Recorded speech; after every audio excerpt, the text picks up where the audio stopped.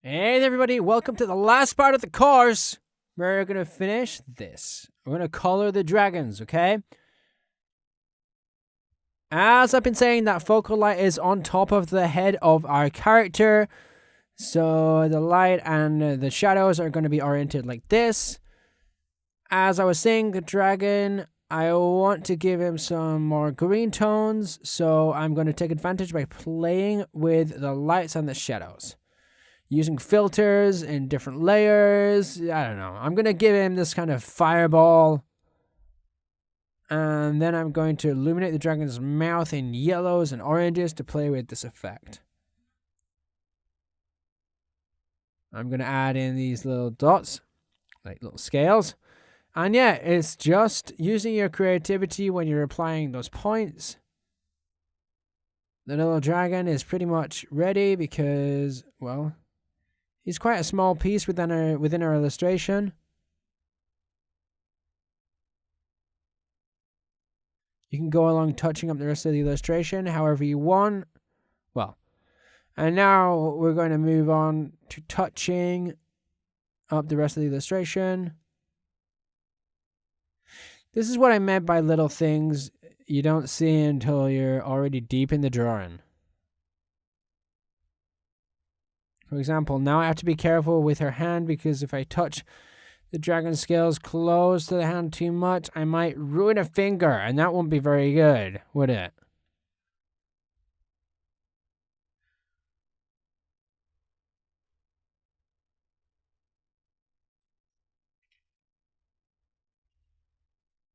Alright, what I'm doing now is shading and applying those lights as we've done with the dragon on the girl's head, but on a much larger scale. I've chosen to base myself on more red and pink tones for this dragon here. And still, the lights on the horns are going to be in cold tones, in blue tones, for example. I have to try and have a little bit of perspective when I'm thinking about the illumination that I'm going to have. It's the case that I've worked on both dragons with no front legs. They just have their wings.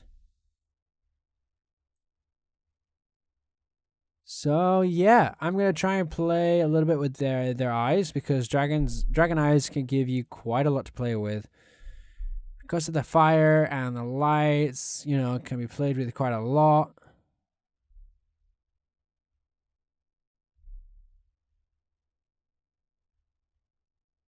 For example, in the same drawing of the original girl might affect our dragon because it's at the back. I also want to, before that, even though I said we were working on one layer the whole time, it's convenient to create a folder where we're going to be saving previous steps, okay? In case we want to go back to an earlier step that's pretty far from what we have. Because, Photoshop's history doesn't let us go that far back. So in this case, I've modified the dragon's tail on top. Seeing as I think that the composition could vary. And we could improve it a little bit with just playing with what we can do on our own drawing. And yeah, I've just erased those little areas of the wings, like I had explained in the lesson of the companions and the pets, so to say, so that we can complement a little bit. Now we would just have to illuminate and add some shadows onto our drawing.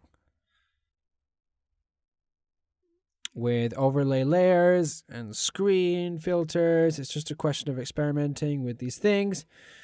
We have our base color here now, but the idea I have in mind is to create a top layer, as I've been doing with a gradient, and add in that yellow tone so that we can create an effect that a light would give us from the top.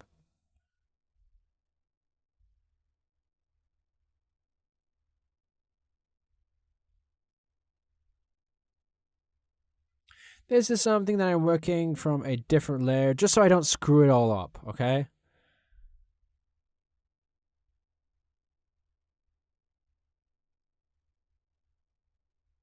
Alright, try not to abuse the lights, seeing as it's a resource it's better to be careful with, alright? In case we go over, right? You don't want to go over. But as you can see, we're getting quite a nice effect. And you can go along working with that. Alright, as a summary, this will be the end of our course. Woo! I hope you loved it, and I hope you designed some lovely looking heroines to put in some video games and kick some ass. Or butt, I don't know if I can swear. Share your guys' results. Don't forget that. We want to see it. We really do. See you guys in the coming lessons. Bye! Yeah, bye!